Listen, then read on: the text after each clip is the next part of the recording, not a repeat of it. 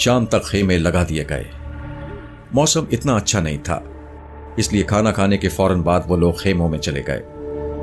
جانے سے پہلے رابع خان نے سرمد صاحب سے مخاطب ہو کر کہا، یہ انگریز چوکری ہمارے ساتھ رہے گا، ہمارا بیوی کے پاس۔ ہمارے پاس کوئی ضمانت تو ہونا چاہیے نا؟ سرمد صاحب بولے، میرے خیال میں اس کی کوئی ضرورت نہیں، لیکن اگر تم سمجھتے ہو کہ ضرورت ہے تو پھر ہم میں سے کوئی تمہارے خیمے میں چلا جاتا ہے۔ تھوڑی سی گفت و شنید کے بعد ہمایوں ان کے ساتھ چلا گیا۔ خیمے میں اب سرمد صاحب، کرسٹل اور عادل رہ گئے۔ سرمد صاحب اور کرسٹل کے ہاتھ تو پہلے ہی کھلے ہوئے تھے، اب عادل کے بھی کھول دیے گئے۔ رابع خان نے اچھی طرح تسلی کر لی تھی کہ خیمے میں کوئی ایسی شے موجود نہیں تھی جسے ہتھیار کے طور پر استعمال کیا جا سکے۔ اس ساری احتیاط کے باوجود ایک مسلح شخص خیمے سے باہر پہرے پر موجود تھا۔ وہ سب بہت تھکے ہوئے تھے، 9-10 بجے کے قریب ہی سونے کے لیے لیٹ گئے۔ باہر برفانی ہوا کا زور تھا اور خیمے ہوا کے بہاؤ سے ہلتے ہوئے محسوس ہوتے تھے۔ کرسٹل، عادل اور سرمد صاحب بہت دبی آواز میں گفتگو کر رہے تھے۔ وہ جانتے تھے کہ مسلح پہرے دار خیمے کے بالکل قریب موجود ہیں اور ان کی آواز سن سکتے ہیں۔ سب سے پہلے تو عادل نے اپنی غلطی پر سرمد صاحب سے معافی مانگی اور بولا، سر میں بہت زیادہ شرمندہ ہوں، میں نے سب کو مصیبت میں ڈالا ہے۔ جو ہونا ہوتا ہے وہ ہو کر رہتا ہے عادل، تمہیں احساس ہو گیا، یہی بڑی بات ہے۔ اب ہمیں یہ سب بھول کر آگے کا سوچنا ہے۔ لیکن سر، میری وجہ سے سب پر اتنی بڑی مصیبت تو آئی نا؟ مصیبتیں اور مشکلات تو زندگی کا حصہ ہوتی ہیں، بلکہ میرا تو خیال ہے کہ راحتوں اور خوشیوں کی طرح یہ بھی زندگی کا حسن ہے۔ ان مشکلات کے اندر سے ہی خوشی کے سوتے پھوٹتے ہیں۔ دکھ نہیں تو سکھ نہیں، بس اوپر والے سے دکھ جھیلنے کا حوصلہ مانگنا چاہیے۔ اور ایک بات یاد رکھو، کوئی مصیبت چھوٹی یا بڑی نہیں ہوتی، بس انسان کا حوصلہ چھوٹا یا بڑا ہوتا ہے۔ بڑا حوصلہ ہر مصیبت کو چھوٹا کر دیتا ہے اور چھوٹا ہر مصیبت کو بڑا۔ وہ فلسفیانہ انداز میں بولتے تھے اور ان کی بات دل پر اثر کرتی تھی۔ کرسٹل نے ایک رکسیک سے ٹیک لگا رکھی تھی، مدھم آواز میں بولی، سر آپ کچھ بتانا لائک کریں گا؟ اس رابع خان سے کیا ڈیل ہوا؟ یہ تو ہم سب کو ادھر اپنے ولیج میں لے جانا مانگتا تھا۔ نہیں، اب اس نے اپنا ارادہ بدل دیا ہے۔ سرمد صاحب نے کھوئے کھوئے لہجے میں کہا، اب یہ لوگ ہمارے ساتھ جائیں گے، بانگڑی چوٹی پر۔ عادل نے گہری سانس لیتے ہوئے کہا، اس کا مطلب ہے سر آپ نے انہیں کھنڈر کے تہخانے کے بارے میں اور زیورات کے بارے میں بتا دیا ہے؟ ہاں، کچھ۔ اگر سارا بتا دیتے تو پھر تو ہم شاید کسی کام کے ہی نہ رہتے، وہ خود ہی چوٹی کا رخ کر لیتے۔ لیکن سر بات کی بھی کیا گارنٹی ہے؟ اگر وہ زیورات مل جاتے ہیں تو پھر کیا ہوگا؟ ایسے معاملوں میں رسک تو پھر لینا ہی پڑتا ہے عادل۔ بہرحال رابع خان سے کچھ باتیں طے ہوئی ہیں اور ان کے مطابق وہ ہمیں تمام اشیاء میں سے معقول حصہ دیں گے، ہمارا سامان بھی واپس کریں گے اور ہمیں محفوظ علاقے تک چھوڑ کر بھی آئیں گے۔ اس کے بدلے میں انہیں اس خاص مقام تک پہنچاؤں گا جہاں زیورات اور برتن محفوظ کیے گئے ہیں۔ اس کا مطلب ہے سر آپ نے انہیں چوٹی کا تو بتایا ہے، لیکن تہخانے وغیرہ کے بارے میں کچھ نہیں بتایا؟ ہاں، ایسا ہی ہے۔ اس کا مطلب ہے کہ ہم اب آسان راستے سے چوٹی کی طرف جائیں گے؟ عادل نے دریافت کیا۔ نہیں، راستہ تو یہی رہے گا۔ رابع خان اور اس کے ساتھیوں نے یہ سارا معاملہ بس اپنے تک ہی رکھا ہے۔ آپ کا مطلب ہے کہ پاؤندہ بستی کے باقی لوگوں کو کچھ نہیں بتایا گیا؟ نہیں، ایک طرح سے رابع خان نے اپنے لوگوں سے دغا کیا ہے، لیکن ہمارے لیے تو یہ فائدہ مند ہی ہے۔ اگر ہمیں بستی میں پہنچا دیا جاتا تو کچھ بھی ہو سکتا تھا۔ کیا ایسا ہو سکتا ہے سر کہ ہم موقع دیکھ کر ان سے اسلحہ چھیننے کی کوشش کریں؟ یہ 4 لوگ ہیں اور 4 ہی ہم ہیں۔ میرے خیال میں یہ خطرناک ہوگا۔ یہ لوگ لڑائی بھڑائی کے ماہر ہوتے ہیں اور بڑی حد تک خونخوار بھی ہیں۔ اس کے علاوہ میرا اندازہ یہ ہے کہ یہ تعداد میں بھی 4 نہیں رہیں گے۔ ابھی کچھ دیر میں یا صبح تک ان کے ساتھ کچھ اور لوگ بھی شامل ہو جائیں گے۔ یہ نئے آنے والے بھی رابع خان کے قریبی ساتھیوں میں سے ہیں۔ قریبی بھی اور ہمراز بھی۔ باہر سے داخون کی کرخت آواز ابھری، اوے خدائی خوار، یہ تم نے کیا بھیڑ بھیڑ لگا رکھا ہے؟ یہاں تمہاری والدہ کا مہندی نہیں ہے، سو جاؤ چپ کر کے۔ عادل کا خون کھول کر رہ گیا۔ اس کا جی چاہا کہ ہر اندیشے کو بالائے طاق رکھ کر خیمے سے نکلے اور چپٹی ناک والے اس داخون کی ناک کو بالکل ہی برابر کر ڈالے۔ یہ بندہ اسے زہر لگنے لگا تھا۔ خاص طور سے اس نے جس طرح سب کے سامنے کرسٹل کے کپڑے پھاڑنے کی کوشش کی تھی، عادل کے دل میں گراسی بیٹھ گئی تھی۔ سرمد صاحب نے ان دونوں کو اشارہ کیا کہ وہ خاموش ہو جائیں اور لیٹ جائیں۔ سرمد صاحب نے خیمے کی چھت سے لٹکی ہوئی ٹینٹ لالٹین کی روشنی بہت دھیمی کر دی۔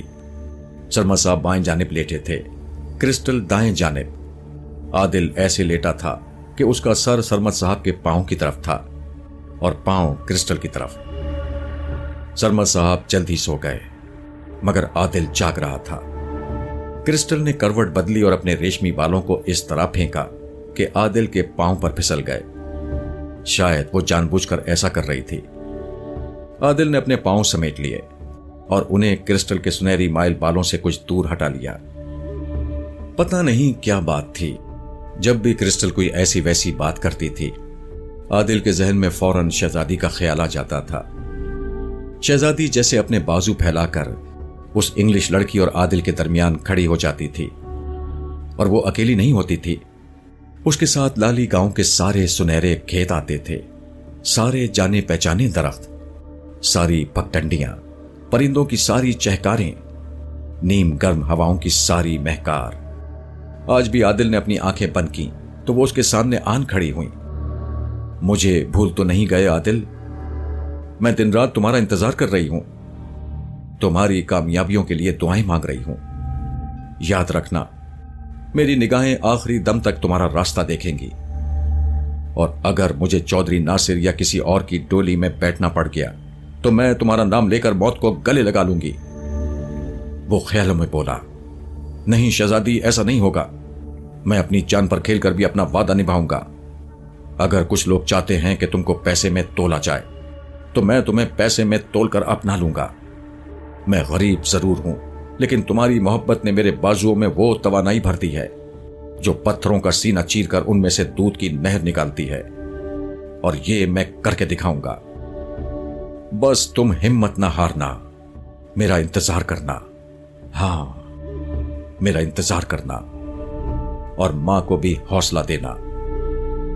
لیٹے لیٹے جب کافی دیر تک عادل کو نیند نہیں آئی تو اس نے باہر کی آوازوں کی سنگن لینی شروع کر دی۔ اس الاؤ کی لکڑیاں ابھی تک چٹک رہی تھیں، جس کے قریب داخون رائفل بدست بیٹھا ہوا تھا۔ دوسرے خیموں سے کوئی آواز برآمد نہیں ہو رہی تھی۔ یقیناً تھکے ماندے افراد سو گئے تھے۔ عادل کے اپنے خیمے میں بھی کرسٹل اور سرمد صاحب دونوں سوئے ہوئے تھے۔ عادل نے یوں ہی خیمے کی زپ تھوڑی سی نیچے گرائی۔ 2 انچ کے خلا میں وہ داخون کو دیکھنے کے قابل ہو گیا۔ الاؤ کی روشنی میں اس کا بس ایک پہلو نظر آ رہا تھا۔ وہ بڑے خیمے کے بالکل پہلو میں تھا، اس لیے ہوا کی کاٹ سے بالکل محفوظ تھا۔ اس کے قریبی عادل کو وسکی کی کوارٹر بوتل نظر آئی۔ کوئی انگلش برانڈ تھا۔ غالباً یہ شراب بھی لوٹ مار کی ان اشیاء میں سے تھی جو یہ لوگ کو پیما پارٹیوں کے ساتھ کرتے رہتے تھے۔ عادل کے دل میں ایک عجیب سا خیال آیا، اور اس کے ساتھ ہی اس کے دل کی دھڑکن تیز ہو گئی۔ ابھی سرمد صاحب نے بتایا تھا کہ رابع خان کے کچھ اور ساتھی بھی یہاں پہنچنے والے ہیں۔ وہ آج رات یا کل صبح کسی بھی وقت قدم رنجا فرما سکتے تھے۔ اگر وہ پہنچ جاتے تو پھر عادل اور اس کے ساتھیوں نے مزید بے دست و پا ہو جانا تھا۔ کیا ایسا نہیں ہو سکتا تھا کہ ان کے پہنچنے سے پہلے پہلے وہ رابع خان وغیرہ سے چھٹکارے کی ایک کوشش کر لیں؟ یہ بڑا مناسب موقع تھا، اور اگر واقعی وہ کچھ کرنا چاہتے تھے تو پھر شاید اس سے بہتر چانس بعد میں نہیں مل سکتا تھا۔ داخون اس سے تقریباً 25 فٹ کے فاصلے پر موجود تھا۔ یقیناً اس نے زیادہ نہیں پی تھی، لیکن جتنی بھی پی تھی اس کی وجہ سے وہ تھوڑا غنودگی محسوس کر رہا تھا۔ اگر عادل خیمے سے باہر رینگ جاتا اور تاریکی میں خاموشی سے آگے بڑھ کر اور آخری 8-10 قدم کا فاصلہ بھاگ کر طے کرتا ہوا داخون پر جا پڑتا تو اسے رائفل چھیننے میں 1 سیکنڈ بھی نہ لگتا۔ داخون کی ٹانگ وغیرہ پر گولی مار کر وہ اس خیمے کی طرف لپک سکتا تھا جہاں رابع اور اس کی بیوی وغیرہ موجود تھے۔ ان کے اٹھنے سے پہلے ان پر رائفل تان کر بے بس کرنا زیادہ مشکل ثابت نہ ہوتا۔ یقیناً انہیں جاگتے جاگتے بھی 8-10 سیکنڈ تو لگ ہی جانا تھے۔ عادل نے سارا حساب کتاب لگایا اور اس کے جسم میں میٹھا میٹھا جوش لہر لینے لگا۔ وہ حالات سے گھبرانے والا نہیں تھا اور اس داخون کے لیے تو وہ خاص طور سے نفرت محسوس کر رہا تھا۔ عادل جانتا تھا کہ اگر اس نے سرمد صاحب سے اس کارروائی کی اجازت لینے کی کوشش کی تو وہ ہرگز نہیں دی جائے گی۔ اگر اسے کچھ کرنا تھا تو اپنے طور پر ہی کرنا تھا، لیکن اگر خدا نہ خواستہ وہ کسی وجہ سے ناکام ہو جاتا تو پھر ایسی صورت میں مصیبت تو سب پر ہی آنی تھی، اور یہ پہلی مصیبت نہ ہوتی بلکہ دوسری ہوتی۔ اس سے پہلے بھی جو صورتحال تھی وہ عادل ہی کی تو پیدا کی ہوئی تھی۔ اس نے ایک بار پھر سارا حساب کتاب جوڑا، تاریکی کو دیکھا، فاصلے کو بھانپا، اپنے اندر کی توانائی کو جانچا، اور اس کے دل نے گواہی دی کہ وہ یہ کر سکتا ہے۔ رسک تو بے شک تھا، لیکن ابھی کچھ دیر پہلے سرمد صاحب نے خود ہی تو کہا تھا کہ رسک کبھی کبھی لینا پڑتا ہے، اور یہی رسک کامیابی کا دروازہ بنتا ہے۔ تقریباً 5 منٹ بعد عادل نے آہستہ سے خیمے کی زپ کھولی اور پھر باہر کی یک بستہ سردی میں رینگ کیا۔ اس کا دل جیسے کنپٹیوں سے دھڑک رہا تھا۔ وہ جانتا تھا کہ اپنی ذمہ داری پر ایک بہت بڑا کام کرنے جا رہا ہے۔ وہ برفیلی زمین پر اوندھا لیٹا دھیرے دھیرے آگے کھسکنے لگا۔ وہ جوں جوں آگے بڑھتا گیا، اس کا حوصلہ بھی بڑھتا گیا۔ داخون اسی طرح سر جھکائے بیٹھا تھا۔ شعلے اس کے تمتمائے ہوئے چہرے پر منعکس ہو رہے تھے۔ گوشت کی نچی ہوئی ہڈیاں اس کے آس پاس پڑی تھیں۔ بالآخر عادل اس فاصلے تک پہنچ گیا جہاں سے وہ بھاگ کر داخون پر حملہ آور ہو سکتا تھا۔ ان لمحوں میں وہ اسے نوری نت ہی لگا، اور اس نے اپنے اندر وہی توانائی محسوس کی جو نوری نت جیسے لوگوں کو زیر کرنے کے لیے درکار ہوتی ہے۔ وہ اٹھا اور کسی شکاری جانور کی طرح داخون پر جا پڑا۔ اس نے سب سے پہلے داخون کی رائفل پر ہی گرفت بنائی۔ داخون اس کے نیچے تھا۔ اوئے خنزیر کی اولاد! داخون پھنکارا اور عادل کو ٹانگوں سے پیچھے دھکیلنے کی کوشش کی۔ عادل نے 2 تباہ کن ٹکریں داخون کے چہرے پر لگائیں اور ایک جھٹکا دے کر رائفل اس کے ہاتھ سے نکال لی۔ رائفل 90% تک اس کے ہاتھ سے نکل گئی، لیکن دستے پر داخون کی تھوڑی سی گرفت موجود رہی۔ اس سے پہلے کہ عادل دوسرا جھٹکا دے کر رائفل آزاد کرا لیتا، داخون کا وار چل گیا۔ اس نے عادل کی ٹانگوں کے درمیان اپنے بوٹ کی ضرب لگائی اور تیزی سے اٹھ کھڑا ہوا۔ عادل سراپا قہر بن گیا تھا۔ اس نے گھٹنے کی ایک شدید ضرب داخون کی ناف میں رسید کی اور پھر ایک برق پاش گھونسے سے اسے پیچھے الٹا دیا۔ اب رائفل اس کے ہاتھ سے نکل جانی تھی، لیکن اس منوس نے پھر بھی کسی نہ کسی طرح رائفل پر گرفت بنائے رکھی۔ عادل نے اسے دیوانہ وار جھٹکے دیے اور اسے رائفل سمیت گھسیٹتا ہوا کئی قدم آگے لے گیا۔ شدید ترین ضربے کھانے کے باوجود وہ بدبخت جیسے رائفل سے چپک کر رہ گیا تھا۔ عادل کو اس کی امید ہرگز نہیں تھی۔ ساری ٹائمنگ خراب ہو چکی تھی۔ عادل نے دیکھا رابع خان کے خیمے میں ہلچل مچی اور پھر دیو ہیکل رابع خان کسی بگولے کی طرح باہر آیا۔ کون ہے؟ خبردار! وہ چنگھاڑا۔ عادل والے خیمے سے بھی کوئی باہر نکل آیا تھا۔ عادل کو پہچاننے کے بعد رابع خان نے بے دریغ اس پر پسٹل کا فائر کیا۔ گولی عادل کے سر پر سے گزرتی ہوئی عقب میں سرمد صاحب کو لگی۔ وہ لڑکھڑا کر پہلو کے بل گرے۔ اس کے ساتھ ہی کرسٹل کے چلانے کی دلدوز آواز آئی۔ رابع دوسری گولی چلاتا تو وہ یقیناً عادل کو لگتی، لیکن اس نے دوسرا فائر نہیں کیا اور ویسے ہی عادل پر جھپٹا۔ اس کے ایک ساتھی نے دائیں سے عادل پر حملہ کیا۔ عادل نے اس کے سینے پر ٹانگ رسید کر کے اسے دور پھینک دیا۔ تاہم اسی دوران میں رابع خان نے پستول کا آنی دستہ گھما کر عادل کے سر کے پچھلے حصے پر مارا۔ یہ چوٹ تقریباً وہیں لگی تھی جہاں کل شام الٹی کلہاڑی کی چوٹ آئی تھی۔ عادل گھٹنوں کے بل گرا۔ داخون کی رائفل پر عادل کی گرفت اب بھی موجود تھی، مگر اب اس گرفت میں زیادہ دمخم نہیں رہا تھا۔ 3 افراد عادل سے لپٹ گئے اور اسے بری طرح پیٹنے لگے۔ عادل نے خود کو بے رحم ٹھوکروں اور گھونسوں کی زد میں پایا۔ تب عادل نے رابع خان کی بیوی سمونا کو دیکھا۔ وہ کسی چڑیل کی طرح چلاتی ہوئی کرسٹل پر جھپٹی اور اسے مارنے لگی۔ کرسٹل بھی کوئی چھوٹی موٹی نہیں تھی۔ اس نے سمونا کی مزاحمت کی، مگر جب پاؤں پھسل جانے کی وجہ سے کرسٹل کا سر ایک پتھر میں لگا تو سمونا اس پر غالب آ گئی۔ وہ چنگھاڑ رہی تھی۔ जिंदा नहीं छोड़ूंगी फरंगन। आदिल को अपनी चोटें तकरीबन भूल गई थीं। ठोकरों और घूंसों की बरसात के दौरान भी वो सरमद साहब ही की तरफ देख रहा था। वो अलाव के बिल्कुल करीब गिरे थे और उनके जिस्म से बहने वाला खून सफेद बर्फ पर दिखाई दे रहा था। गालियां बकते हुए पाउंदों ने आदिल को उल्टा किया और उसके हाथ बेरहमी से पुश्त पर बांध दिए। आदिल के सीने में आग सी भड़क रही थी। वो पाउंदों के हाथों में मचल मचल जा रहा था और धाड़ रहा था, मैं जान ले लूंगा, मैं मार दूंगा, सरमद साहब, सरमद साहब। वो बेकरार होकर पुकारने लगा। तब उसे अंदाजा हुआ कि गोली सरमद साहब के सीने पर नहीं बल्कि बाएं कंधे के करीब लगी है। वो उठ बैठे थे और उन्होंने दाएं हाथ से बायां कंधा दबा रखा था।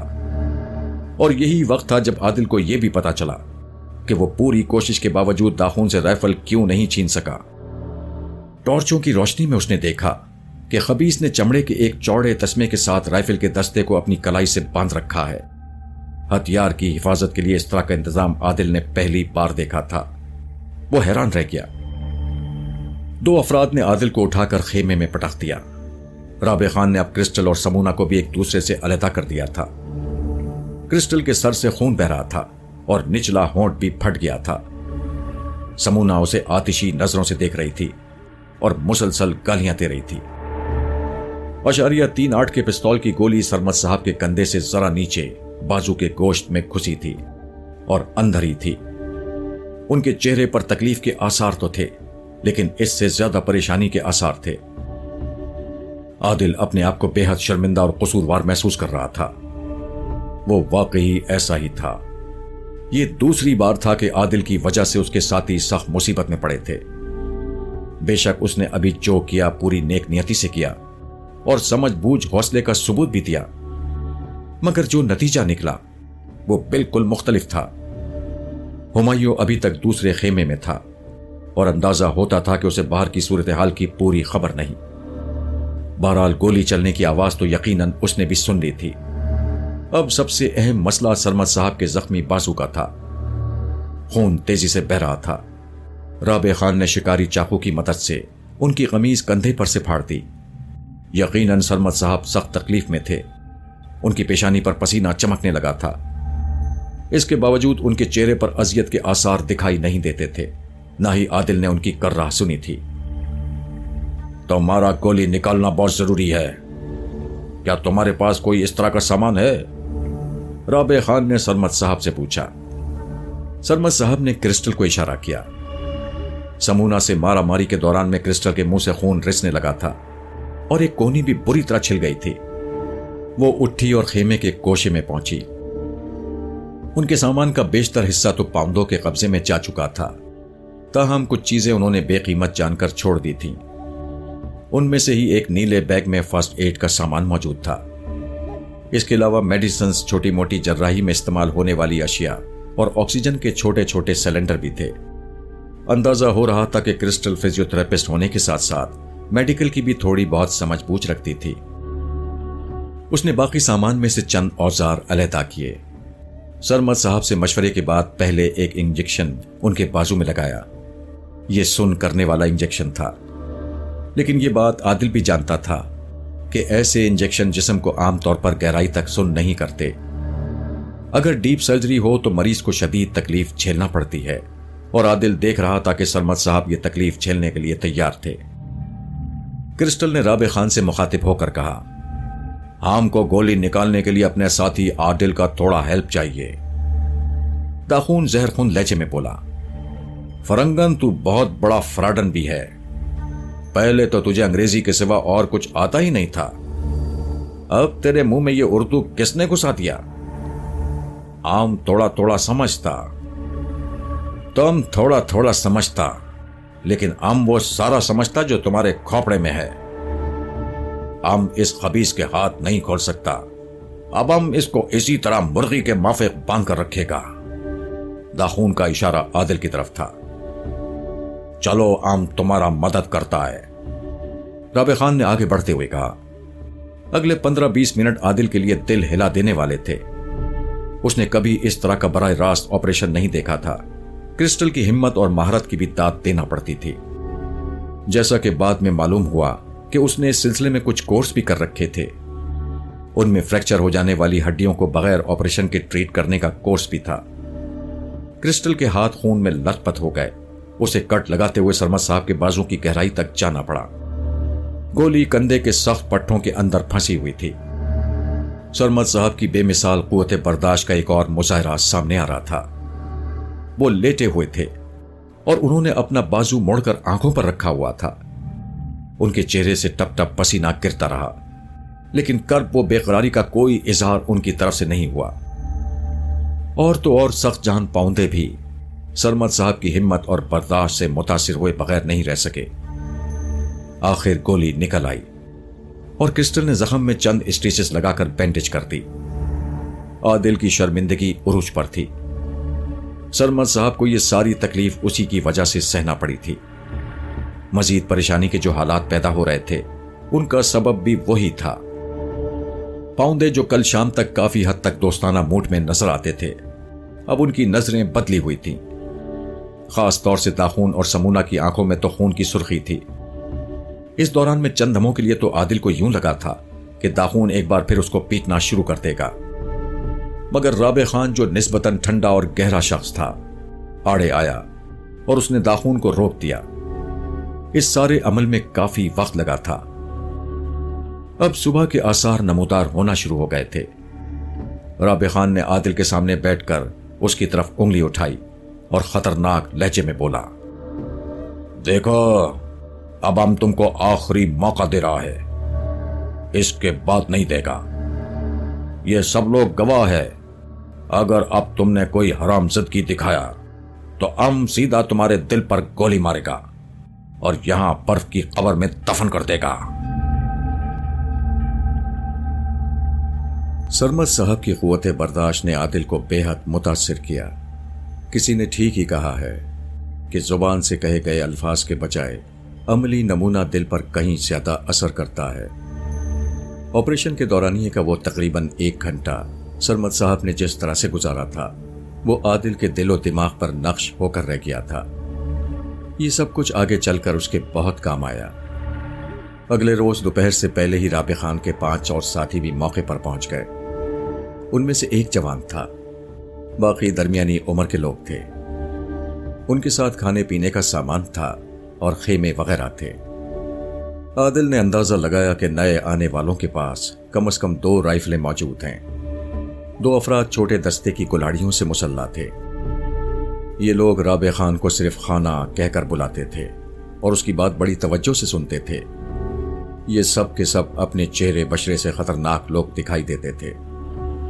اگلے 2-3 روز میں عادل کو اندازہ ہو گیا کہ ان پاؤندوں کے ساتھ سرمد صاحب نے کچھ معاملات طے کر لیے ہیں اور آئندہ اب جو کچھ ہوگا طے شدہ شرائط کے مطابق ہوگا۔ سرمد صاحب کی ہدایت کے مطابق روزمرہ کے معمولات دوبارہ شروع ہو گئے۔ یہ معمولات شروع کرنے کے لیے ضروری تھا کہ سب سے پہلے تو عادل کے ہاتھ کھولے جاتے اور ہمایوں کو بھی آزاد کیا جاتا۔ یہ دونوں کام اب رابع خان کے لیے یقیناً آسان ہو گئے تھے۔ مزید مسلح ساتھی آنے کے بعد اس کے اعتماد میں اضافہ ہوا تھا۔ اس نے 1-2 شرائط کے ساتھ عادل کے ہاتھ کھلوا دیے اور ہمایوں کو بھی ایک مخصوص ایریا میں گھومنے پھرنے کی اجازت دے دی۔ بہرحال کم از کم 2 مسلح گن مین ہر وقت ان سے کچھ فاصلے پر موجود رہتے تھے اور ان کی نگرانی بھی کرتے رہتے تھے۔ رابع خان نے عادل اور ہمایوں کو باور کرا دیا تھا کہ ان کے یہ ساتھی بہترین نشانے باز ہیں اور ٹھیک پیشانی پر گولی مارتے ہیں۔ سرمد صاحب کی ہدایت کے مطابق تیسرے روز ہمایوں نے ایک بار پھر عادل کے ساتھ چٹان پر کلائمبنگ شروع کر دی۔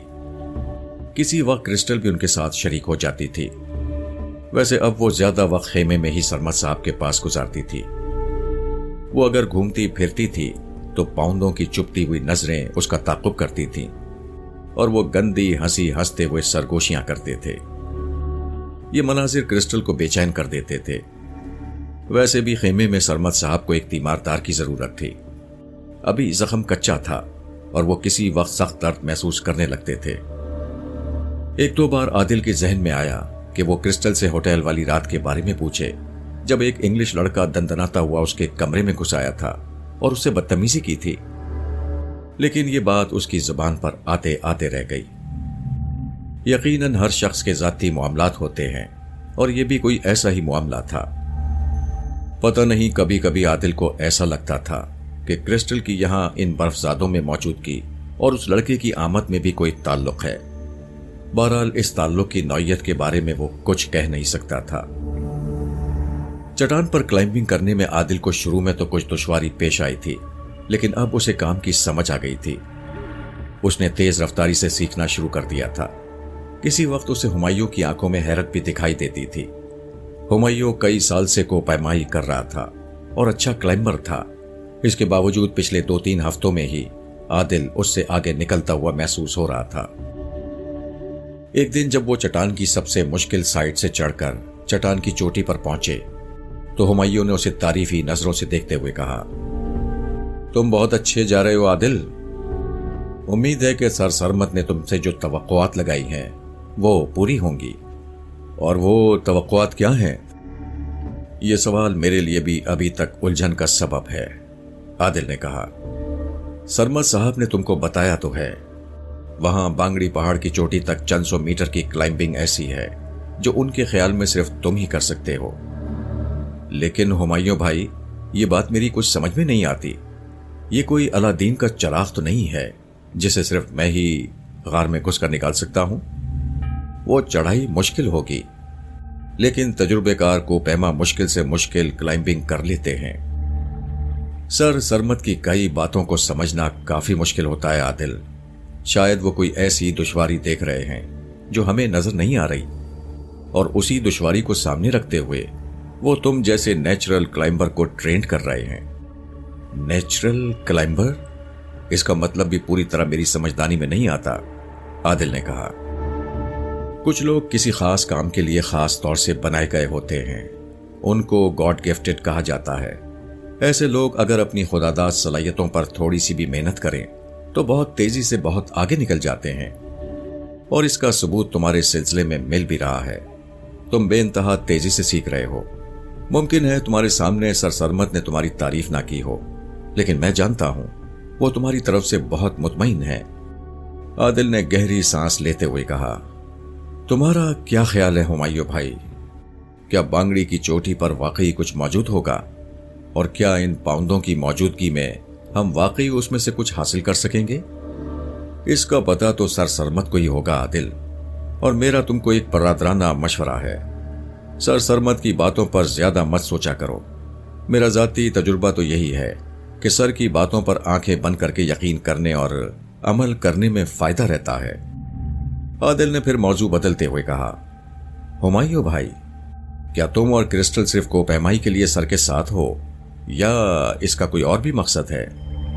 ہمارا مقصد اس کے سوا اور کچھ نہیں ہوتا کہ ہمیں سر کے ساتھ کچھ وقت گزارنے کا موقع مل جائے۔ انہیں جاننے والے جانتے ہیں کہ وہ ایک سورج کی طرح ہیں، اور ان سے ارد گرد کی ہر شے کو روشنی ملتی ہے۔ پاکستان ہی نہیں، پاکستان سے باہر بھی ان کے بہت سے چاہنے والے ہیں۔ ان میں کئی مشہور کھلاڑی اور نامور لوگ شامل ہیں۔ تم نے جیکی کا نام تو سنا ہوا ہے؟ عادل نے ذہن پر زور دیا۔ اسے نام کچھ سنا سنا سا لگا۔ کوئی پہلوان ہے شاید؟ عادل نے کہا۔ پہلوان نہیں، مارشل آرٹ کا زبردست کھلاڑی ہے۔ اس کا تعلق نیپال سے ہے۔ اپنے میدان میں اس نے حیران کن تیزی سے ترقی کی ہے۔ دیکھتے ہی دیکھتے اپنے بہت سے ہم عصروں کو پچھاڑ دیا ہے۔ اب سے 3-4 سال پہلے وہ کچھ بھی نہیں تھا، بس فلموں میں چھوٹے موٹے رول کیا کرتا تھا۔ پھر جس طرح سرمد صاحب کی نظر تم پر پڑی تھی، اسی طرح ایک دن اس پر بھی پڑ گئی۔ وہ دیکھتے ہی دیکھتے کیا سے کیا ہو گیا۔ ابھی وہ اور بہت آگے جائے گا۔ ہمایوں بھائی، تمہارا مطلب ہے کہ سرمد صاحب کوپیمائی کی طرح مارشل آرٹ بھی جانتے ہیں؟ نہیں، وہ نہیں جانتے، اور بہت سے ایسے شعبے ہیں جن کے بارے میں وہ کچھ خاص مہارت نہیں رکھتے، لیکن ان شعبوں میں بھی انہوں نے بہت سے نوجوانوں کی بے مثال مدد کی ہے اور انہیں کامیابیاں دلائی ہیں۔ دراصل سرمد صاحب کا اصل ہتھیار ان کے سوچنے کا انداز اور ان کا فلسفہ ہے۔ وہ اپنے نظریے کی طاقت سے بندے میں ایسی توانائی بھر دیتے ہیں کہ اس کے لیے کسی بھی میدان میں آگے بڑھنا سہل ہو جاتا ہے۔ ہمایوں کی باتیں کچھ ایسی غلط نہیں تھیں۔ یقیناً یہ سرمد صاحب کی کرشماتی شخصیت ہی تھی جو اسے لاہور میں کباڑ خانے کے کام سے اٹھا کر یہاں K2 کی فلک بوس چوٹی کے دامن میں لے آئی تھی اور وہ واقعی خود کو بڑی تیزی سے آگے بڑھتے ہوئے محسوس کر رہا تھا۔ مگر اگلے ہی کچھ روز بعد ایسا ہوا جس نے عادل کے تیزی سے آگے بڑھتے ہوئے قدم روک دیے اور اس نے خود کو مایوسی کے ریلے میں بہتا ہوا پایا۔ چند روز پہلے کیمپ کے چند کلومیٹر کے فاصلے پر پاؤنڈو نے اسے اور کرسٹل کو پکڑا تھا تو عادل کے سر کے عقبی حصے پر زوردار چوٹ لگائی گئی تھی۔ بعد ازاں جب یہاں کیمپ میں آنے کے بعد عادل نے رات کے وقت داخون سے رائفل چھیننے کی ناکام کوشش کی تو تب بھی اس کے سر کے پچھلے حصے پر شدید ضرب آئی۔ اب اس بات کو بھی 5 دن گزر چکے تھے اور ان چوٹوں کے حوالے سے عادل خود کو کافی بہتر محسوس کر رہا تھا، مگر آج اچانک سر کے پچھلے حصے اور گردن میں ٹیسیں اٹھنے لگیں۔ اس وقت عادل اور ہمایوں مشق والی چٹان پر چڑھنے کے بعد واپس آئے تھے اور عادل ہمایوں سے تقریباً 5 منٹ پہلے اترنے میں کامیاب ہوا تھا۔ عادل کی اس کامیابی پر کرسٹل کا چہرہ خوشی سے سرخ نظر آنے لگا تھا۔ ہمایوں نے بھی عادل کی غیر معمولی کارکردگی کی تعریف کی۔ سرمد صاحب عموماً تعریف میں احتیاط سے کام لیتے تھے، پھر بھی انہوں نے عادل کی ستائش میں چند فقرے بولے اور کہا، میرا دل کہہ رہا ہے کہ ہم شیڈول سے 1 ہفتے پہلے ہی چوٹی کی طرف روانہ ہو سکیں گے۔ تمہاری پرفارمنس اطمینان بخش ہے عادل۔ ان کلمات پر عادل یقیناً بہت خوش ہوتا، لیکن اس کے اندر تو کچھ اور ہی طرح کی کھلبلی مچی ہوئی تھی۔ اس کی گردن میں شدید ٹیسیں اٹھ رہی تھیں اور سر گھمانا مشکل ہو رہا تھا۔ شاید ہمایوں پر اپنی برتری بڑھانے کے لیے وہ کچھ زیادہ ہی زور لگا بیٹھا تھا۔ وہ بات چیت مختصر کرتا ہوا دوسرے خیمے میں چلا گیا اور لیٹ گیا۔ اس کا دل گواہی دے رہا تھا کہ وہ شاید کل پریکٹس میں حصہ نہیں لے سکے گا، بلکہ ہو سکتا ہے کہ اگلے کئی روز تک چڑھائی نہ کر سکے۔ یہ مایوس کن صورتحال تھی۔ باہر سر سرمد رابع خان سے باتیں کر رہے تھے۔ ان کے اڑتے اڑتے ہوئے سے فقرے عادل کے کانوں تک بھی پہنچ رہے تھے۔ وہ کہہ رہے تھے، عادل بہت ٹھیک جا رہا ہے، تم نے خود بھی دیکھا ہوگا، ہم 2-4 دن پہلے ہی یہاں سے روانہ ہو سکتے ہیں۔ رابع بولا، خو لڑکے میں کرنٹ تو بہت نظر آتا ہے، اللہ کرے یہ کرنٹ ایسا ہی رہے۔ داخون کی سمجھ میں بھی کوئی بات آئی ہے یا نہیں؟ سر سرمد نے پوچھا۔ ہاں، اب وہ زیادہ بولتا تو نہیں، اس کے دماغ کو ٹھنڈا رکھنے کی ضرورت ہے۔ تم بھی اپنی میم صاحب کو بولو کہ وہ اس کے ساتھ منہ ماری نہ کیا کرے۔ ادھر یہ باتیں ہو رہی تھیں اور خیمے میں عادل پریشانی کے ریلے میں ہچکولے کھا رہا تھا۔ اسے لگ رہا تھا کہ وہ سر سرمد اور کرسٹل ہمایوں سمیت سب کو مایوس کرنے والا ہے۔ یہ لوگ اس سے کچھ زیادہ ہی توقعات لگا بیٹھے تھے اور یہاں وہ شدید اپنے اضافی جوش کی وجہ سے مشکل میں گرفتار ہو چکا تھا۔ کرسٹل اکثر بہانے سے روزانہ 1-8 چکر عادل کے خیمے کا لگا لیتی تھی، خاص طور سے جب ہمایوں خیمے میں موجود نہیں ہوتا تھا۔ آج بھی وہ چلی آئی اور حسب معمول پوچھا، ہیلو عادل، ہم کا لائق کوئی سروس؟ ہم کا مطلب ہے کوئی خدمت؟ عموماً عادل نفی میں سر ہلا دیا کرتا تھا، لیکن آج اس نے ایسا نہیں کیا۔ اگر تمہیں زحمت نہ ہو تو گردن کے پچھلے حصے پر تھوڑا سا آئل مل دو گی؟ اس نے کہا۔ وہ تو جیسے پہلے ہی کسی ایسی درخواست کی منتظر تھی۔ فوراً زیتون کا امپورٹڈ تیل لیے ہوئے عادل کے پاس آن بیٹھی۔ عادل نے اس پر اپنی اصل تکلیف اور تکلیف کی شدت ظاہر نہیں ہونے دی، لیکن جب اس نے مساج کرتے ہوئے عادل کے سر اور گردن پر دباؤ بڑھانا شروع کیا تو عادل کے لیے کرراہیں روکنا مشکل ہو گئیں۔ وہ بھی ایک کائیاں تھی اور یقیناً اپنے کام میں اس کو غیر معمولی مہارت بھی تھی۔ وہ کہنے لگی، ہم کو لگتا عادل تمہارے ہیڈ کی انجری کی وجہ سے تمہارا گردن میں بھی پین آ گیا ہے، تم نے آج زور بھی تو بہت زیادہ لگایا ہے۔ عادل ہونٹ بھینچ کر چپ رہا اور اوندھا پڑا رہا۔ وہ پھر بولی، کہیں تم کا پریکٹس تو خراب نہیں ہو جائیں گا؟ نہیں، اب اتنا بھی مسئلہ نہیں ہے، اس نے کہہ تو دیا، لیکن دل میں وہ سوچ رہا تھا کہ مسئلہ اس سے کہیں زیادہ خراب ہے۔ کرسٹل نے تقریباً آدھے گھنٹے تک عادل کو تیل ملا اور اس کو کسی حد تک بہتر بھی کر دیا۔ اس دوران میں ایک بار ہمایوں نے بھی خیمے میں جھانکا اور خاموشی سے واپس چلا گیا۔ ہمایوں بہت خاموش طبع تھا، لیکن نہ جانے کیوں کبھی کبھی عادل کو لگتا تھا کہ وہ کرسٹل میں دلچسپی رکھتا ہے، مگر کرسٹل کی طرف سے ایسی کوئی صورتحال نظر نہیں آتی تھی۔ کرسٹل اس کے مساج کے لیے قمیض اور ٹراؤزر بھی اتروانا چاہ رہی تھی، مگر عادل اسے کسی بھی طرح کا بڑھاوا دینا نہیں چاہتا تھا اور اس وقت تو ویسے بھی درد کے شکنجے میں تھا۔ क्रिस्टल ने अपने नरम गरम हाथों और कलाइयों के जोर से आदिल के दर्द में कुछ कमी तो कर दी थी, मगर मुकम्मल छुटकारा नहीं मिला था।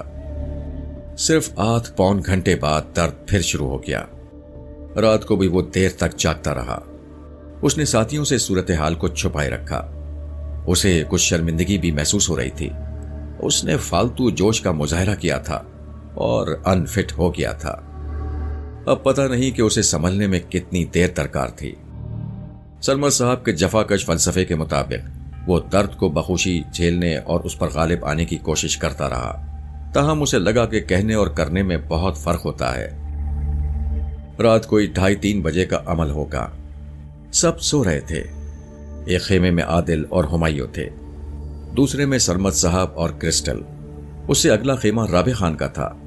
3 खेमे और भी थे जिनमें राबे खान के साथी थे। आज शायद उन पाउंडों का कोई खास दिन था। उन्होंने जी भरकर खाना खाया था। इस ज़ियाफत में बहुत सा टिन पैक खाना उनके मेदों में उतर गया था। भेड़ के खुश्क गोश्त से कोई पुलाव किस्म की चीज भी तैयार की गई थी। उसके बाद उन्होंने मकामी तौर पर तैयार करदा शराब भी पी थी। 2 पहरेदार जो आज रात ड्यूटी पर थे बहुत सुस्त नजर आ रहे थे। उनमें से एक तो जल्दी ही सो गया, दूसरा भी ऊँघता हुआ महसूस हुआ। अचानक आदिल के दिल में अजीब ख्याल सर उठाने लगा। उसने सोचा, क्यों ना वो इस सारी सूरत हाल पर लानत भेजकर खामोशी के साथ यहां से निकल जाए। एक तो उसका ध्यान हर वक्त शहजादी की तरफ लगा रहता था। उसके जहन में बार बार यह ख्याल उठता था कि शहजादी से दूरी और उसके हालात से मुकम्मल बेखबरी कहीं उसके लिए किसी नाकाबिल तलाफी नुकसान का बाइस न बन जाए। अगर उसकी गैर मौजूदगी में उसे किसी तरह शादी पर मजबूर कर दिया जाता तो फिर बाकी क्या रह जाना था। और वो ये जानता था कि चौधरी मुख्तार और उसका बेटा नासिर अपने मकसद के उसूल के लिए हर हथकंडा आजमाएंगे। आदिल की इस सोच की दूसरी वजह आज से पहर पैदा हुई थी, यानी उसके सर और गर्दन का दर्द।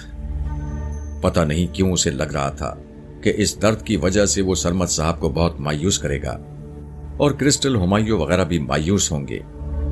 और अगर उसने अपनी हिम्मत से ज्यादा जान मारकर प्रैक्टिस जारी रखने की कोशिश की तो हो सकता है कि जिस्मानी तौर पर ज्यादा नुकसान उठाए। अगर वो किसी तरह खामोशी के साथ यहां से निकल जाता तो इस सारी सूरत हाल से बचा जा सकता था। सरहाने की तरफ एक बैग पड़ा था।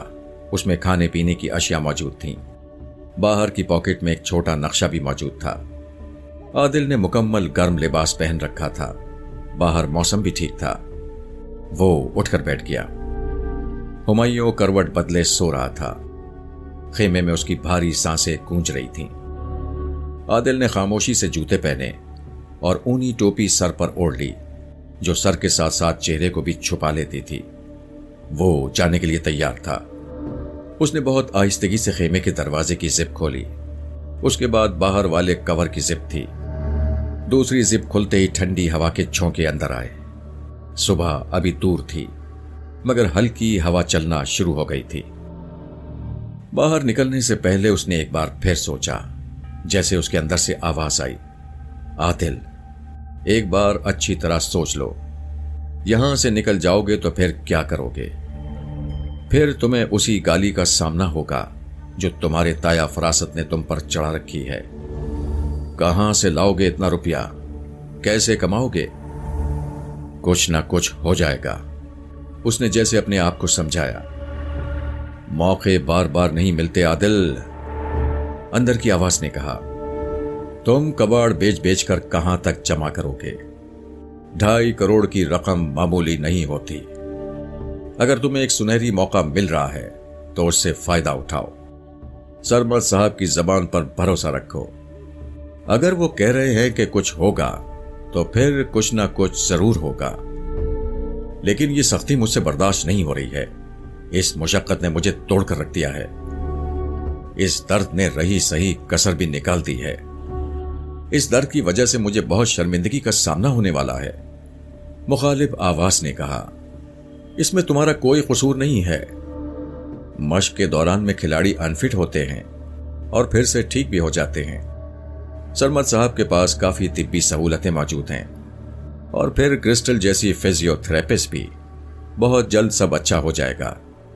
और एक बात तुम्हें और याद रखनी चाहिए, तुम्हारी वजह से तुम्हारे साथियों को पहले भी 2 बार सख्त मुसीबत उठाना पड़ी है। अब अगर फिर कुछ ऐसा हो गया तो क्या होगा? वो वहीं दरवाजे के करीब बैठा कितनी ही देर तक मतजाद सोचों के दरमियान घिरा रहा।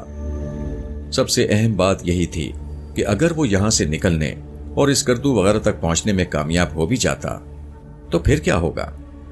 ज्यादा से ज्यादा यही होगा कि गांव जाकर वो शहजादी की एक झलक देख लेगा और वहां के हालात से आगाही हासिल कर लेगा। उसके बाद तो फिर वही सवालात मुंह फाड़ कर खड़े हो जाएंगे जिनका जवाब ढूंढने के लिए उसने कमर हिम्मत बांधी थी और लाहौर का रुख किया था। वो दरवाजे के सामने बैठा था और यह दरवाजा एक दोराहे के सामने खुल रहा था। आखिर वो फैसले पर पहुंच गया। उसने अपनी कमर पर से बैग उतारकर एक तरफ रख दिया और गहरी सांसें लेकर जिस्म ढीला छोड़ दिया। कुछ देर बाद जब वो खेमे के बाहर वाले गिलाफ की जिप बंद कर रहा था, उसकी निगाह कुछ फासले पर एक हेवले पर पड़ी। तारीकी में यह हेवला अत्तयात के अंदाज में खामोश और साकित बैठा था। पहरेदारों का साहिबान उससे 10-15 कदम की दूरी पर था। ये कौन है जो इतनी सर्दी में खुले आसमान के नीचे ऐसे बेहरकत बैठा है, बिल्कुल पत्थर या बर्फ के मुजस्मे की तरह। आखिरी पहर को हवाएं जैसे उसे छुए बगैर गुजर रही थी। वो उसे पहचान नहीं पा रहा था। चंद सेकंड्स के बाद आदिल की मुश्किल खुद ब खुद आसान हो गई। एक पौंदे पहरेदार ने मामूल के मुताबिक अपनी टॉर्च का रोशन दायरा दाएं बाएं घुमाया। ये दायरा 1-2 सेकंड के लिए हेवले पर रुका और आदिल शशदर रह गया। ये सरमद साहब थे। वो हड्डियों में गूदा जमा देने वाली सर्दी में खुले आसमान तले बैठे थे। उनके बालाई जिस्म पर कपड़े का एक तार भी नहीं था। उनकी जीन्स की नीली पतलून पर बर्फ की धूल सी जमी हुई थी। जख्मी कंधे की सफेद बैंडेज टॉर्च की रोशनी में नुमाया नजर आई। आदिल को मालूम था कि सरमद साहब जवां उम्री से शदीद तरीन मुशक्कत के आदी रहे हैं और अक्सर नफ्स कशी की मशक़ें भी करते हैं।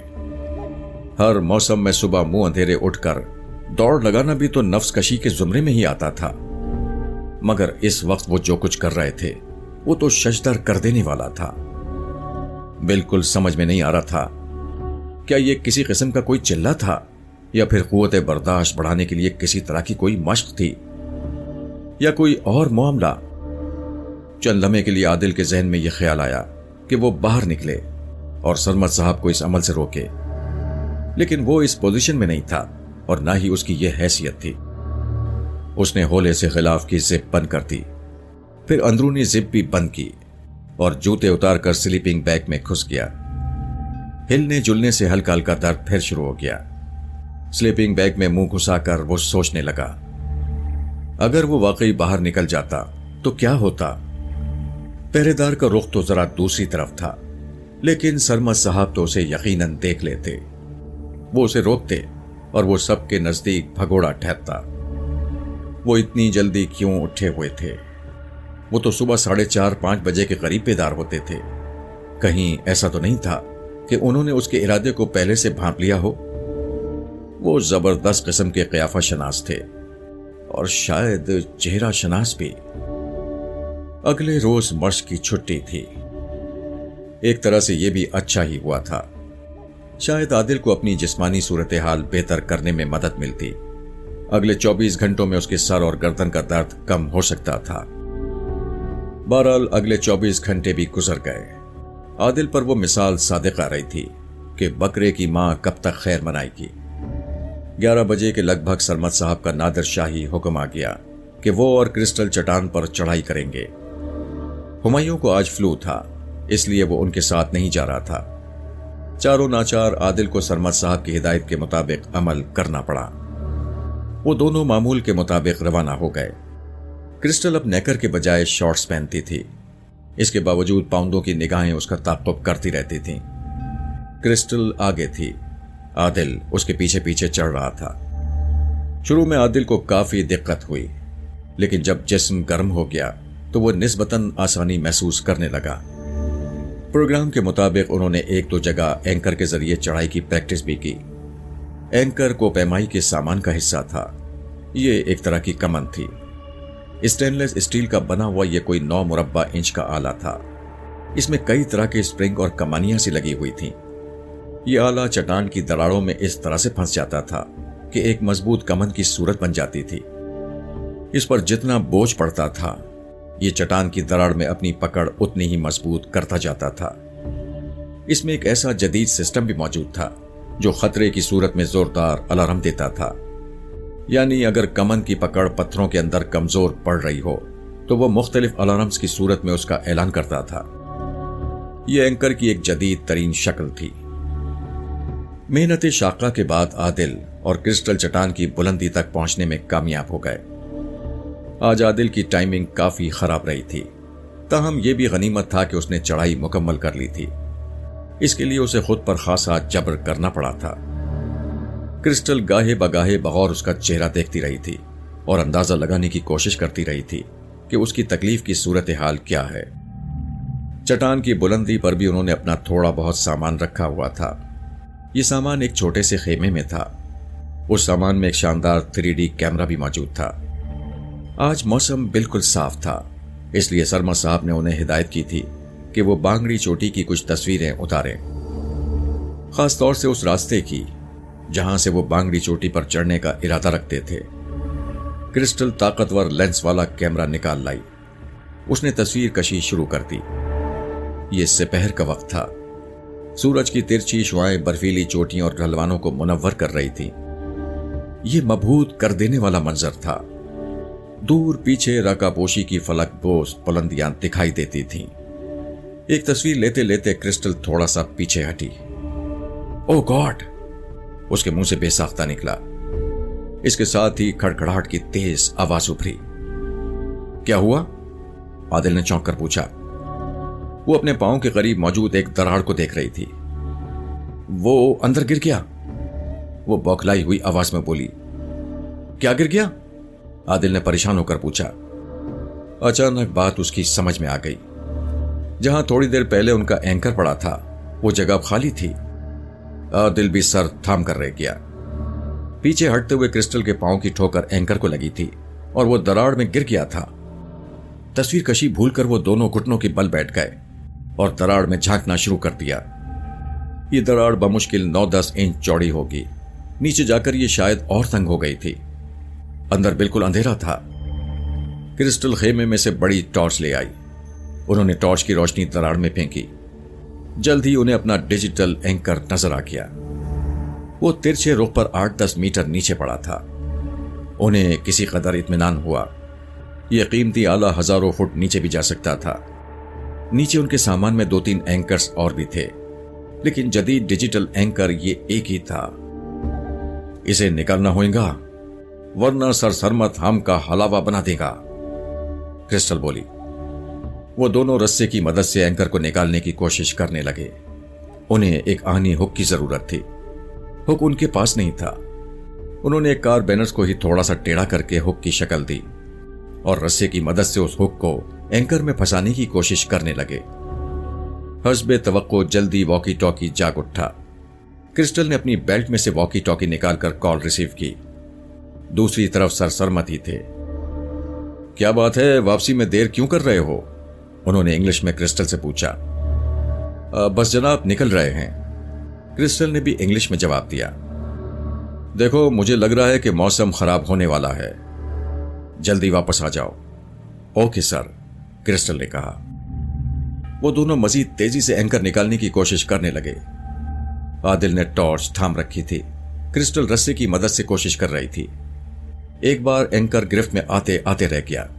इसी दौरान में सरमद साहब की कॉल फिर आ गई। इस मर्तबा उनकी आवाज में नुमाया झुंझुलाहट थी। क्या बात है क्रिस्टल, क्या कर रहे हो तुम लोग? वो सर, एक मसला हो गया है। एंकर नीचे एक दरार में चला गया है, उसे निकालने की कोशिश कर रहे हैं, क्रिस्टल ने इंग्लिश में कहा। सरमद साहब की परेशानी में इजाफा हो गया। यकीनन ये उनके लिए एक गंभीर मसला था।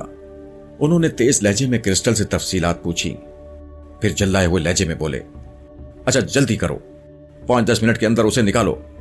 तुम देख रहे हो मौसम कितना बिगड़ गया है। ओके सर, क्रिस्टल के लहजे में हल्की सी कपकपाहट थी। आदिल ने अतराफ में निगाह दौड़ाई। निहायत शानदार मौसम निहायत तेजी से तब्दील हुआ था। شمال کے کسی نشیب سے اچانک ہی سیاہ بادلوں کے مرغولے برآمد ہوئے تھے اور دیکھتے ہی دیکھتے انہوں نے قریب و جوار کو ڈھانپ لیا تھا۔ K2 کی عظیم الشان بلندیوں کی طرف سے نہایت تیز تند ہوائیں سیاہ گھٹاؤں کو دھکیل دھکیل کر نشیب میں پہنچا رہی تھیں اور ان میں ہی رات کا سما پیدا ہونے لگا تھا۔ یہ موسم چٹان سے اترنے کے لیے ہرگز موزوں نہیں رہا تھا۔ کچھ دیر تک ایک شور کے ساتھ واکی ٹاکی پھر جاگا۔ اس کے ساتھ ہی بارش شروع ہو گئی۔ عادل اور کرسٹل بھاگ کر مختصر خیمے میں چلے گئے۔ واکی ٹاکی پر سرمد صاحب کی آواز ابھری۔ اب آواز میں قدرے ٹھہراؤ تھا۔ کہاں ہو تم؟ انہوں نے انگلش میں پوچھا۔ ابھی اوپر ہی ہیں سر، کرسٹل نے جواب دیا۔ ابھی ادھر ہی رکو، نیچے آنے کی کوشش نہیں کرنا، یہ خطرناک ہوگا۔ اوکے سر، ہم خیمے میں ہیں، موسم ٹھیک ہونے کا انتظار کرتے ہیں، کرسٹل بولی۔ اب یہ جلدی ٹھیک ہوتا نظر نہیں آتا۔ بہرحال جب تک میں نہ کہوں اب تم خیمے میں ہی رہو۔ موسم بگڑا تو پھر ایسا بگڑا کہ اس نے ٹھیک ہونے کا نام نہیں لیا۔ چنگاڑتی ہواؤں کا شور تھا اور تیز بارش ہو رہی تھی۔ وہ دونوں جس خیمے میں تھے وہ خاصا مختصر تھا، 2 افراد ہی اس میں سما سکتے تھے۔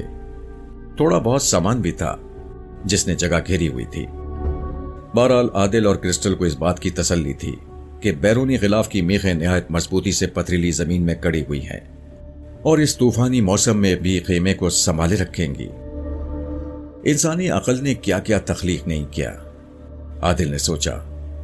اگر اس خیمے پر ہی غور کیا جائے تو دماغ چکرا جاتا ہے۔ -50 درجے حرارت اور ہزاروں میٹر کی بلندی پر نہایت سخت موسم میں بھی ایسے خیمے اپنے مکینوں کو اطمینان بخش ٹیمپریچر فراہم کرتے ہیں اور ہر قسم کی موسمی یلغار سے محفوظ رکھتے ہیں۔ باہر موسم دھاڑ رہا تھا۔ دیو ہیکل چوٹیوں کے درمیان وہ تقریباً 1500 فٹ اونچی ایک خطرناک چٹان پر موجود تھے۔ ایک چھوٹا سا خیمہ جو اس وسیع و عریض بے قرار منظر میں ایک ذرے کی طرح حقیر نظر آتا تھا۔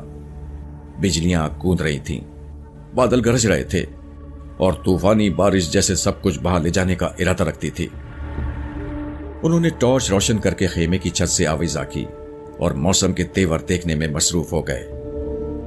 جو کچھ بھی تھا لیکن اس چٹان کے اوپر وہ ایولانچ سے محفوظ تھے اور ایولانچ کے برفانی بہاؤ کے سوا اس خیمے کو اور کسی آفت سے خطرہ نہیں تھا۔ شام کے بعد طوفان نے مزید شدت پکڑ لی۔ انہوں نے ٹن پیک فوڈ استعمال کیا۔ فوڈ کو بیٹری کے ذریعے گرم کرنے کا سسٹم بھی ان کے پاس موجود تھا۔ اس برفانی ویرانے میں شدید موسم کے اندر انہیں گھر جیسا کھانا ملا۔ نہایت خراب موسم کی وجہ سے واکی ٹاکی بھی ٹھیک سے کام نہیں کر رہا تھا۔ شور زیادہ تھا، آواز کم سنائی دیتی تھی۔ سرمد صاحب نے کرسٹل اور عادل کو رات گزارنے کے حوالے سے کچھ ضروری ہدایات دیں۔ ان میں سب سے اہم ہدایت خیمے کی آنی میخوں کی پڑتال کے متعلق ہی تھی۔ کچھ دیر بعد وہ سلیپنگ بیگز میں گھس کر لیٹ گئے۔ تم کو زیادہ پین تو نہیں؟ کرسٹل نے شیریں لہجے میں پوچھا۔ نہیں، زیادہ تو نہیں ہے۔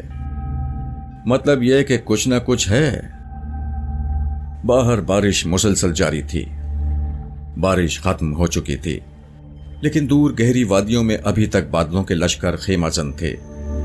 عادل نے خیمے سے باہر نکل کر دیکھا۔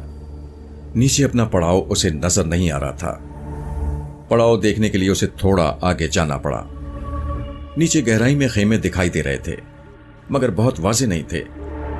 بادلوں کے پرے خیموں کے ارد گرد لوگ موجود تھے۔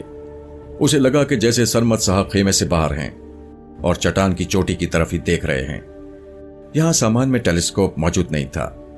عادل نے اندازن ہی ان کی طرف دیکھ کر ہاتھ ہلا دیا۔ چند سیکنڈز کے بعد ہیولا جو یقیناً سرمد صاحب کا ہی تھا دھند نما بادلوں میں چھپ گیا۔ کرسٹل نے واکی ٹاکی پر سرمد صاحب سے رابطہ قائم کیا۔ سر، ہم نیچے آنے کے لیے ریڈی ہے لیکن پہلے ہم اینکر باہر نکالنے کی ٹرائی کریں گا۔ ٹھیک ہے، کوشش کرو کہ وہ کسی طرح نکل آئے۔ اوکے سر، کرسٹل نے ادب سے کہا۔ ان دونوں نے تقریباً 1 گھنٹہ مزید کوشش کی۔ ایک بار تو اینکر آنی کنڈے میں پھنس بھی گیا تھا لیکن 10-15 فٹ اوپر آ کر دوبارہ پھسل گیا۔ تھک ہار کر 11 بجے کے لگ بھگ کرسٹل اور عادل طے شدہ طریقے کے مطابق نیچے اتر آئے۔ کاربینرز کے اندر نائلون کے مخصوص رسے پھسلتے چلے گئے اور وہ چھوٹی چھوٹی جستوں کے ذریعے نیچے اترتے گئے۔ इससे पहले आदिल ये अमलन अंदाजन 10 मिनट में मुकम्मल कर रहा था, लेकिन कंधों और गर्दन की तकलीफ के सबब उसने क्रिस्टल जितना वक्त ही लिया, यानी तकरीबन 15 मिनट। पाउंडो ने एक बार क्रिस्टल को अजीब नजरों से देखा। उनका अंदाज बड़ा ताव दिलाने वाला होता था। हुमायूं को इन्फ्लुएंजा था और वो शदीद बुखार भी महसूस कर रहा था। ताहम सरमद साहब की रिवायत पर चलते हुए उसने भी कोई दवा नहीं खाई थी और रोजमर्रा के छोटे मोटे काम भी अंजाम दे रहा था। पाउंडे अपने साथ 3 बड़े बड़े खच्चर भी लाए थे। उनमें से एक खच्चर पर बहुत सी खुश्क लकड़ियां लदी हुई थीं। रात के वक्त पहरेदार कभी कभी आग भी रोशन कर लेते थे। सरमद साहब को मुकम्मल रिपोर्ट देने के बाद आदिल अपने खेमे में चला गया। वो एक बार फिर दर्द महसूस करने लगा था। खेमा खाली था। इन्फ्लुएंजा की वजह से हुमायूं को सरमद साहब से अलहदा खेमा दिया हुआ था। अपने दर्द से लड़ते लड़ते आदिल जल्द ही ऊँघने लगा और फिर सो गया। जब उसकी आंख खुली तो रात हो चुकी थी। क्रिस्टल उसके खेमे में मौजूद थी। आज उसने बाल संवारे हुए थे और खूब निखरी हुई नजर आती थी। वो उसके सर और गर्दन का मसाज करना चाहती थी, लेकिन अब आदिल को इस अमल में शदीद खतरात नजर आते थे। रात को फिर तेज बारिश होती रही। सुबह बारिश तो रुक गई, लेकिन बादलों के पर करीब व जवार में मंडलाते रहे। केटू की फलकबोस चोटियां भी स्याही माइल बादलों में छुपी हुई थीं। नाश्ते के फौरन बाद सरमद साहब आदिल के खेमे में दाखिल हुए। उनका जख्मी कंधा अभी तक पट्टियों में जकड़ा हुआ था। उन्होंने कहा, आदिल, रात भर बारिश होती रही है और लगता है कि आज फिर दोपहर के बाद यह सिलसिला शुरू हो जाएगा। अगर वो एंकर वहीं ऊपर बारिश में पड़ा रहा तो खराब हो जाएगा। उसमें डिजिटल सेंसर लगे हुए हैं और जो ज्यादा देर पानी में रहने से डिस्टर्ब हो जाएंगे। ये काफी कीमती आला है। सबसे अहम यह है कि यह आगे चलकर हमें काम देने वाला है। हमें आज कोशिश करके उसे उतार लेना चाहिए। जी सर। हुमायूं तो अभी तक बुखार में पड़ा है। तुम्हें और क्रिस्टल को ही थोड़ी हिम्मत करना पड़ेगी। मैंने 3-4 तरह के बक्स तैयार कर दी हैं। उनमें एक मकनातीसी हुक भी है। मुझे उम्मीद है तुम लोगों को रस्सी के जरिए एंकर निकालने में ज्यादा दिक्कत नहीं होगी। आदिल को दिल ही दिल में कुछ झल्लाहट महसूस हुई, लेकिन उसने अपने चेहरे से कुछ जाहिर नहीं होने दिया। उसके सर और गर्दन के दर्द में थोड़ा सा अफाका हुआ था। अगर आज भी वो फिर मुशक्कत करता तो बात दोबारा वहीं पर आ जाती। तुम चुप हो गए हो? सरमद साहब ने इस्तफसार किया। नहीं, जैसा आप कहते हैं, आदिल ने कहा। उसे अंदाजा हुआ कि सरमद साहब ने शायद उसकी अंदरूनी कैफियत को महसूस कर लिया है। इस दौरान में राबे खान के गरजने बरसने की आवाज आने लगी। वो अपनी बीवी समूना से किसी बात पर झगड़ रहा था। वो भी बुलंद आवाज में बोल रही थी। सरमद साहब भी बाहर चले गए। राबे खान ने उसे जोर से धक्का दिया। वो बर्फ पर जा गिरी। दाखून उनके दरमियान बीच बचाव की कोशिश करने लगा। सरमद साहब भी बाहर चले गए। कुछ देर बाद यह मामला ठंडा हो गया और समूना की चिंगाड़ती हुई आवाज धीरे धीरे एक भिनभिनाहट में बदल गई। आदिल खेमे में गुमसुम लेटा था। किसी वक्त सरमद साहब का रवैया उसे परेशान कर देता था। वो जानते भी थे कि पूरी तरह फिट नहीं है, इसके बावजूद उसे रेस्ट नहीं दे रहे थे। हौसले और बर्दाश्त का मुजाहरा दूसरी बात है, अपनी हिम्मत से बढ़कर तकलीफ झेलना और खुद को बीमार कर लेना दूसरी बात। वो देर तक अपने आप में उलझा रहा। वो खुद तो सरमद साहब से कुछ कह नहीं सका था। उसका दिल चाहा कि क्रिस्टल के जरिए अपने दिल की बात सरमद साहब तक पहुंचा दे, मगर कुछ देर बाद उसने एक मंजर देखा और दंग रह गया। खेमे के रोजन में से उसे वही मश्क वाली बुलंद बाला चट्टान नजर आई जो एक मुस्ततील ब्लॉक की तरह 1,500-2 हजार फुट की बुलंदी तक चली गई थी। उसने देखा कि क्रिस्टल उस पर चढ़ाई कर रही है और उसके साथ खुद सरमद साहब हैं। हाँ, वो सरमद साहब ही थे। उनके कंधे का जख्म अभी कच्चा था, उसमें टांके लगे हुए थे। बाजू हिलाने जुलाने में भी उन्हें दिक्कत होती थी, लेकिन वो रस्सों के जरिए क्लाइंबिंग कर रहे थे। ये तो दीवानापन था। आदिल बेताब होकर खेमे से निकल आया। उसका जी चाहा कि वो दौड़ कर जाए और आवाज देकर सरमद साहब को ऊपर जाने से रोक ले, लेकिन वो अब काफी बुलंदी पर जा चुके थे। 300-400 फुट की क्लाइंबिंग हो चुकी थी। वो वहीं खामोश खड़ा रहा। उसे खुद पर अफसोस होने लगा। उसने सरमद साहब के सामने तजब्जुब का रवैया क्यों दिखाया? उसे क्रिस्टल पर भी अफसोस हुआ कि उसने उसे बेखबर रखा। बहरहाल अब क्या हो सकता था, तीर कमान से निकल चुका था। सरमद साहब और क्रिस्टल की वापसी तकरीबन 2 घंटे बाद हुई। वो एंकर वापस लाने में कामयाब रहे थे। आदिल ने दूर ही से देख लिया। सरमद साहब के कंधे की ड्रेसिंग खून आलूद हो रही थी, मगर उनका चेहरा, उस पर कर्ब या किसी तरह की नाराजगी का शायबा तक नहीं था। वो बिल्कुल नॉर्मल अंदाज में आदिल की तरफ आए और मुस्कुराते हुए लहजे में बोले, बहुत अच्छा हुआ मैं खुद चला गया, वरना तुम दोनों को शायद दिक्कत होती। आदिल दिल गिरफ्तार अंदाज में बोला, लेकिन सर, आपको अपने जख्म का ख्याल करना चाहिए था। देखें, सारी पट्टी भीग रही है। नहीं, मैं बिल्कुल ठीक हूं, अभी दूसरी ड्रेसिंग कर लेता हूं, उन्होंने कहा और आदिल का कंधा थपकते हुए अपने टेंट की तरफ चले गए। आदिल ने क्रिस्टल को घूरा। बहुत अफसोस है क्रिस्टल, तुम्हें सर को रोकना चाहिए था। वो जब कोई फैसला करता तो फिर ना ही रुकता। उनके लिए ये सब कुछ नॉर्मल। तुम उनको अच्छी तरह नहीं जानता, मगर हम जानता। सरमद साहब के जख्म के 2-3 टांके टूट गए थे, काफी ब्लीडिंग भी हुई थी। क्रिस्टल के मुताबिक टांके दोबारा लगाना मुनासिब नहीं था। बहरहाल उसने अच्छी तरह ड्रेसिंग कर दी। उसने बहुत इसरार करके सरमद साहब को एंटीबायोटिक डोज भी दी। वो हस्बे मामूल खुशदिली के साथ क्रिस्टल और आदिल से बातें करते रहे। सच कहते हैं कि किसी अच्छी बात की ज़बानी तलकीन के बजाय उसका अमली मुजाहरा ज्यादा असर रखता है। सरमद साहब ने जो कुछ किया था वो आदिल के जहन में जैसे बहुत गहराई तक उतर गया था। वो देर तक इस बारे में सोचता रहा। शाम को उसने सरमद साहब को बिल्कुल खुश व खुर्रम पाया। वो अपने बाजू को भी मामूल के मुताबिक हरकत दे रहे थे। कुछ देर के बाद जब वो खेमे में अकेले थे, आदिल उनके पास जा बैठा। सर, मैं अपने सुबह वाले रवैये पर बहुत शर्मिंदा हूं। मेरी सुस्ती की वजह से आपको जख्मी हालत में क्रिस्टल के साथ जाना पड़ा। नहीं, तुमने तो ऐसी कोई बात नहीं कही थी। मुझे खुद ही लगा कि मुझे खुद को थोड़ा सा एक्टिव करना चाहिए, और देखो, इसका नतीजा अच्छा ही निकला है। जख्म में जो थोड़ा बहुत पस था वो भी निकल गया है और मैं खुद को हल्का महसूस कर रहा हूं। लेकिन सर, आपने बहुत तकलीफ तो बर्दाश्त की ना। तकलीफ तो होती ही बर्दाश्त करने के लिए है, और इसी के अंदर से तो खुशी फूटती है।